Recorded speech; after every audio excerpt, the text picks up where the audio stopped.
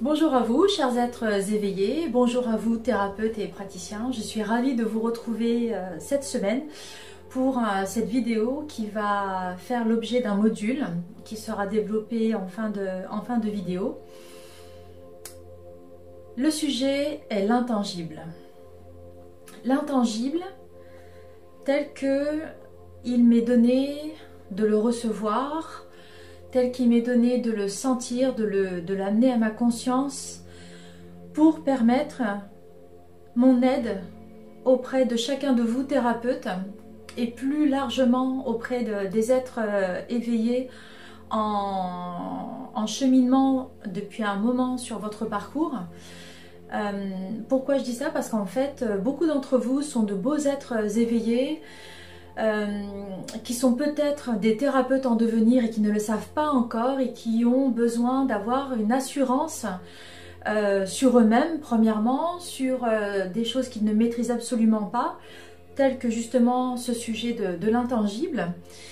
Et effectivement, j'ai eu cette chance depuis un bon moment d'avoir eu tout un ensemble de guides, d'anges qui m'aident justement à être dans ce savoir, dans cette connaissance qui me semble tellement parfois innée, mais par lequel je dois d'abord passer par des initiations pour pouvoir en bénéficier. Je pense qu'en cela, nous sommes tous à nous sentir dans cette épreuve quotidienne des initiations. Nous assimilons d'ailleurs très souvent des initiations à des épreuves. Et en fait, ce qui me vient en fait, et d'où ce sujet de l'intangible, c'est qu'en fait, nous devons accéder à des parts de très haute densité vibratoire. Mais en fait, nous devons nous rappeler que nous avons décidé de nous incarner pour expérimenter la nature profonde de notre essence. J'espère que je ne vous ai pas perdu en cours de route. Ce que j'entends dans ce que je perçois, c'est qu'en fait, premièrement, avant d'accéder à ce savoir, premièrement, nous devons passer tous les caps jusqu'à revenir à une légèreté vibratoire. Et donc, pour ce faire, premièrement, nous allons tester. Alors, c'est rigolo parce que là, c'est pour ça que je bug un peu. J'ai l'image de l'arbre des séphirotes, de la Kabbale. Et j'ai vraiment cette sensation qu'en fait, voilà, nous sommes au niveau 10. Voilà. Et en fait, dans un premier temps, effectivement, comme un enfant, on va être dans le « c'est pas moi, c'est l'autre », ce n'est pas ma responsabilité, c'est l'autre, etc., etc. Ok. Donc, premièrement, quand on arrive, on est là. Quand on a commencé à dépasser ce stade, et que là, en fait, on se dit une minute. Ce que je vis, en fait, là, bah, je me rends compte qu'en fait, une personne, elle agit comme ça parce que j'ai été comme ça. Une personne, je l'ai vu réagir comme ça avec cette personne-là, alors qu'avec moi, elle a réagi comme ça. Et donc là, en fait, vient le process, hop, le 9, le fondement, la lune. Et là, on arrive à ce questionnement. Ok. Cette remise en question, bien. Et hop, et là on monte. Et là on commence à toucher du doigt, d'où cet éveil, notre possibilité qu'en fait tout ce qui nous arrive est de notre fait. Là déjà, on a bien progressé. Là déjà, on a mis le pied dans ce que l'on appelle communément la spiritualité. Sauf que ça ne va pas s'arrêter là. Ça n'est que le premier pas. Et là, quand on décide d'être dans un éveil perpétuel, et je suis sûre que vous allez tous, comme moi, vous reconnaître, on va de notre volonté à avancer, de ce désir ardent de répondre à ce mouvement qui nous propulse en fait, et on le sent au fond de nous en fait, qu'il y a quelque chose de plus fort que nous qui nous drive en fait, qui nous conduit vers quelque chose où on ne sait pas où, l'intangible. Et là, on décide, tant bien que mal, et dans un premier temps, et c'est la logique même, de guérir ce qui est souffrant en nous. Et on commence. Et ce qui est magique, et tous nous sommes passés par là, c'est qu'au fur et à mesure où on enclenche ces guérisons, au fur et à mesure, hop, ça crée des espaces de lumière. Plus nous guérissons, plus donc on enlève de la boue générée par nos blessures, accolée à notre aura, accolée à notre incarnation, et plus en fait, hop, on déploie des petits points de lumière en nous. Et plus nous déployons de la lumière en nous, et plus ça fait de la lumière, et plus on va pouvoir guérir ce qui commence à remonter, parce que plus on met en lumière, et plus hop, on peut extraire. Et ce processus, c'est l'éveil. Donc, on est déjà bien avancé, on a décidé à cet instant, à ce moment, de soit devenir thérapeute, soit nous former à quelque chose, l'hypnose, parce qu'au début on a envie que ce soit quand même quelque chose que l'on peut un peu maîtriser par la matière, enfin bref, on essaie de trouver tant bien que mal on va dire un confort dans un entre-deux chaises où en fait on est tellement heureux, on est tellement fasciné, puis en même temps on est terrifié parce qu'on ne sait pas vers quoi on va, et en fait la beauté elle est là, dans le fait qu'on ne maîtrise absolument rien de ce que l'on vit, mais en même temps c'est tellement enivrant qu'on veut y aller, et là déjà on est dans de l'amour, et là on le touche du doigt, il faut vraiment s'en rendre compte. Là, ce qui nous anime, ce qui nous habite, ce qui fait que voilà, on ne sait pas où on va mais on y va, c'est l'amour en fait. Très différent de l'amour humain évidemment, et puis très différent de la version de l'amour du premier module. Là c'est vraiment, on est dans un level tellement haut que ça nous fait aborder justement ce thème de l'intangible. Parce qu'est-ce qui se passe en fait, et tout est tellement bien orchestré, c'est qu'en fait, n'oublions pas que nous sommes des êtres spirituels venus accomplir une expérience humaine, et au fur et à mesure que nous faisons de la place à tous nos points de lumière en nous, eh bien en fait nous voyons d'une autre façon notre magnificence humaine. Et là on prend conscience qu'effectivement ce corps, ce véhicule en fait nous transporte, nous permet nos expériences, nous permet un relationnel avec les autres, etc., etc. On prend conscience que l'on a un mental, on prend conscience que l'on a un ego qui a bien fait son travail jusque-là parce qu'il nous a protégés. Et c'est ça, être incarné. Mais ce qui se passe, c'est que puisque nous sommes un être spirituel venu vivre une expérience humaine, on est amené à dépasser tout ce que l'on met en lumière. Donc on met notre ego en lumière pour pouvoir collaborer avec lui. Parce qu'il est nécessaire à notre survie psychique, si je peux dire, puisqu'en fait il est le garant de la protection de souffrances que l'on pourrait vivre. Le problème, c'est qu'il est aussi notre plus grande faille, et si nous ne faisons pas en sorte de collaborer avec lui, il peut nous faire associer quelque chose que l'on vit de fantastique, mais très très terrifiant par contre, à quelque chose que l'on a vécu précédemment dans l'enfance ou en tant que jeune adulte, et nous nous arrêtons parce qu'en fait notre ego fait cette association. Rien que le fait de prendre conscience que notre ego est là pour nous protéger et que nous pouvons collaborer avec lui pour nous laisser vivre des expériences magnifiques, va déjà nous permettre de mettre en lumière notre psyché.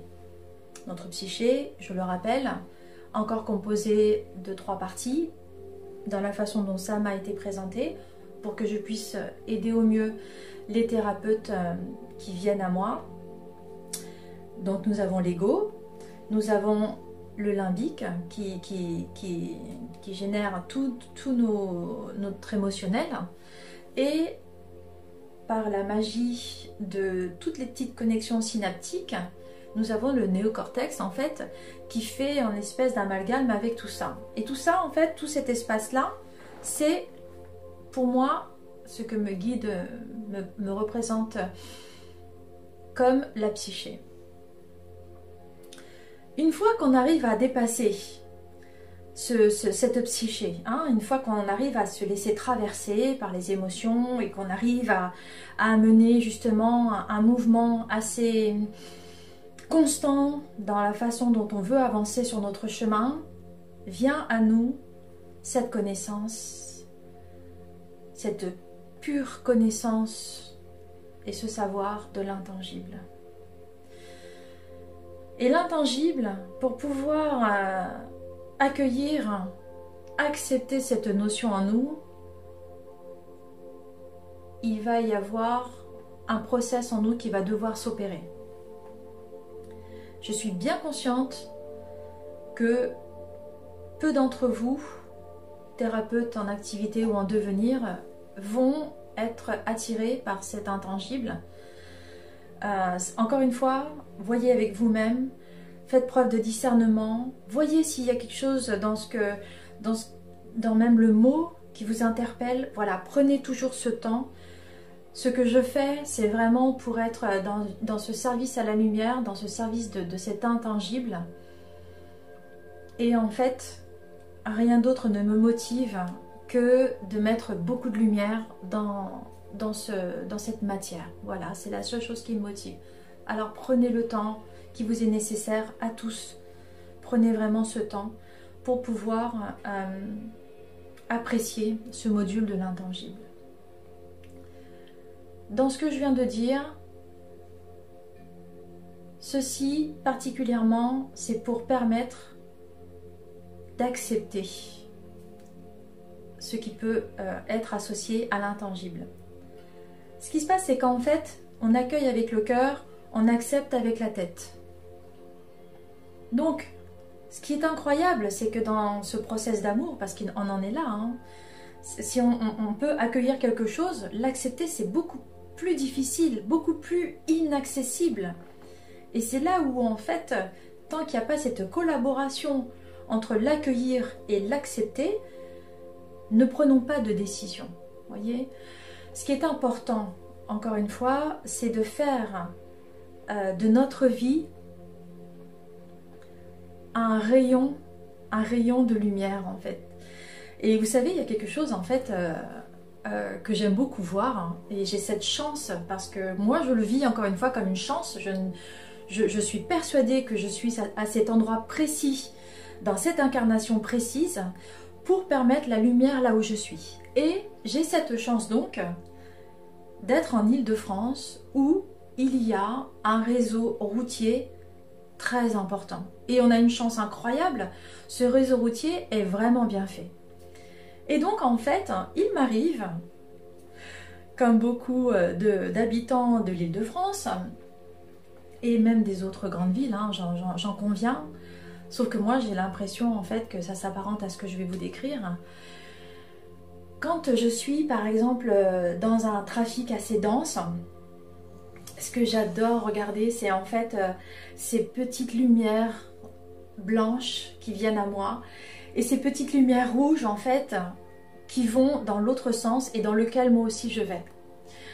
Et en plus, on a une chance quand on arrive dans une mi-saison, c'est qu'en fait, assez tôt, nous arrivons à pouvoir percevoir ces points lumineux que nous sommes tous en fait, parce que derrière chaque point de lumière, il y a une personne, il y a une âme qui est derrière. Et dans ces lumières rouges aussi qui vont dans leur direction, il y a une personne, il y a une âme. Et moi, ce que j'aime, et là c'est l'enfant intérieur en moi qui parle, j'aime voir toutes ces lumières en fait, et je trouve ça fascinant qu'elles vont dans un sens, qu'elles vont dans l'autre. C'est comme des guirlandes d'êtres en fait qui se promènent, et j'aime en fait, et c'est mon rapport au monde, c'est voir en fait toutes ces petites guirlandes de personnes qui se promènent, qui rentrent chez elles, qui vont vaquer à des occupations, quelles que soient leurs occupations, ça n'est pas la question ici. Vraiment, la question à se poser, c'est de voir toutes ces lumières que représentent ces personnes. Et j'aime ça, j'aime voir cet état-là comme ça, d'être. Et c'est ça qui fait que je trouve fascinant cette expérience humaine que je vis en tant qu'être spirituel que je suis. Et maintenant, pour vous, thérapeutes, en activité et en devenir, je vais développer les chapitres très succinctement de ce module que représente l'intangible. Premier chapitre, le néant. Le néant, en fait, tel qu'il m'est représenté, va vous apporter la connaissance sur, en fait, tout ce qui est la source, le divin que l'on appelle, et au-dessus. Parce qu'il y a un au-dessus. Et en fait, ce néant est porteur.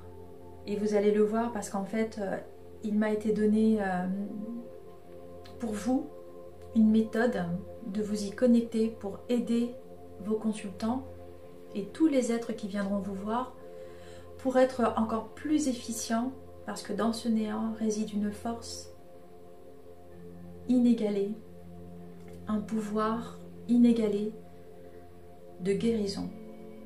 Donc ça, c'est le chapitre 1, le néant. Le chaos. Le chaos est l'ensemble des forces totalement contraires et opposées et contradictoires au néant. En cela, nous pouvons comprendre que, en fait, le chaos représente des directions. Ce sont des directions. C'est seulement des directions. La façon dont nous décidons d'emprunter une direction ou une autre, et c'est fascinant, parce qu'en fait, il y a autant de directions possibles que de possibilités de directions non encore envisagées. Dans ce chaos, il faut comprendre qu'en fait, et nous aurons un module sur toutes les forces obscures, mais ça n'est pas pour le moment, qui seront décrites et qui seront donc dans une connaissance plus approfondie. Je vais voir comment ça se passe, mais pour l'instant ça ne l'est pas, mais ça va venir. Dans ce chaos, nous avons forcément ces forces obscures, nous avons cette direction des forces obscures, mais entre prendre une décision et aller jusqu'au côté obscur, il y a toute une palette à 360 degrés de directions possibles. Et le chaos permet d'aller dans une direction ou dans une autre. Voilà. Et le dernier chapitre, l'anima solis. Alors, pour moi, ça a été, quand ils m'ont dit de faire ce module de l'intangible, ils m'ont révélé cet anima solis, ce nom même. Et en fait, c'était un regroupement de savoirs qui m'avait été donné, que j'apporte à mes thérapeutes quand ils viennent me voir, parce que je fais du sur-mesure. J'adapte toujours à la personne, à son vécu. Je transmets le savoir qu'elle a besoin d'avoir à ce moment-là. Et la somme de tous ces petits savoirs est dans ma psyché. Et en fait, cet anima solis, ce sont plein de petits savoirs que j'ai eus et qui va concerner tous les êtres qui nous sont disponibles, qui ne nous sont pas disponibles, qui veillent sur nous, qui ne veillent pas forcément sur nous non plus, mais qui composent cet intangible. Et dans cet anima solis, nous allons également nous pencher sur l'âme, les âmes, leur création, ce qu'elles veulent expérimenter, leur rapport avec les entités de haute vibration et tous les êtres, toutes ces entités vibratoires que l'on peut appeler anges, parce qu'en fait, en les regardant de nos yeux invisibles, nous les voyons donc avec des ailes. Donc pour nous, ce sont des anges. Et en fait, il y a une multitude de belles entités comme ça qui résident de l'autre côté, dans cet intangible, qui ont à cœur, et ce par-dessus tout, l'harmonie universelle entre tous. Parce qu'il faut bien comprendre une chose, dans cet intangible, et c'est exactement la même chose que l'on vit sur Terre, il y a un équilibre qui doit être constant. Sur Terre, nous sommes amenés à rétablir, réhabiliter cet équilibre. Et donc, ça n'est pas le sujet, c'est un autre sujet. Mais dans l'intangible, il y a vraiment cet équilibre des forces qui est nécessaire et qui est maintenu coûte que coûte. Et il faut savoir que quelles que soient les entités qui composent cet intangible et tous les domaines que nous touchons du doigt, l'astral, etc., tous répondent à cette harmonie et tous obéissent à ces lois universelles d'équilibre, de l'harmonie universelle. Voilà, ça il faut le comprendre. Donc mes chers êtres en éveil des consciences, mes chers êtres éveillés et déjà bien avancés, chers thérapeutes, chers praticiens, je vous souhaite une belle découverte de l'intangible. Je vous souhaite aussi de faire des recherches pour votre propre culture générale de l'énergétique sur l'intangible et ce que vous pouvez en recevoir, parce que je suis sûre que vous-même vous avez déjà une belle connaissance en la matière, pour déjà vous inciter, la curiosité c'est extraordinaire, pour vous inciter justement à faire preuve d'un plus grand discernement. Je vous souhaite une belle découverte à vous, une belle découverte du domaine de l'intangible et à bientôt.